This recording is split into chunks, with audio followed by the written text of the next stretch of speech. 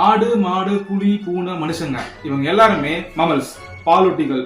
ஆனா மனுஷனை தவிர மத்த பாலூட்டிகளுக்கு பிறக்கிற எல்லா பேபிஸும் பிறந்த உடனே நடக்குது.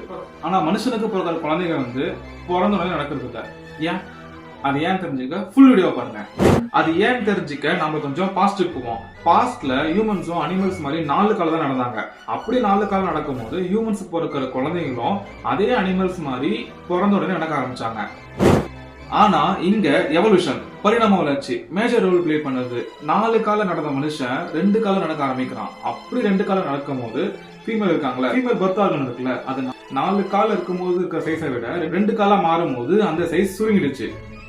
சோ 2 காலம் நடக்க ஆரம்பிச்சிட்ட அப்புறம் இங்க யாரு பிரச்சனை ஆனாங்கன்னா, மனுஷனோட மூளை மற்ற விலங்குகளோட பெருசு. சோ மனுஷன் மூளை பெருசா இருந்தா மனுஷனோட மண்டோட பெருசா தான் இருக்கும்.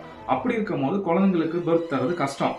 இயற்கையால் உருவாக்கப்படும் பிரச்சனைக்கு இயற்கை அதற்கான தீர்வை தரும் சொல்லுவாங்களே, அதே மாதிரி மறுபடியும் எவல்யூஷன் தான் இங்க மேஜர் ரோல் பிளே பண்ணது. என்னன்னா 2 காலம் நடக்க ஆரம்பிச்சிட்ட அப்புறம் மனுஷங்களுக்கு பிறக்கிற குழந்தை 50% மூளையோட தான் பிறக்கும். பிறந்துட்டு அப்புறம் தான் அது 100% பிரெயினாவே மாறும். ஆனா இதுவே அனிமல்ஸ்க்கு அப்படி இல்ல. அனிமல்ஸ்க்கு பிறக்கிற குழந்தை பிறக்கும் போது 100% பிரெயினோட தான் பிறக்கும். அதனாலதான் அனிமல்ஸோட குழந்தைங்க பிறந்த உடனே நடக்குது, நம்ம குழந்தைங்க பிறந்த உடனே நடக்குது இல்ல. இதை பத்தி நீங்க என்ன நினைக்கிறீங்க? கமெண்ட் செக்ஷன் சொல்லிட்டு போங்க.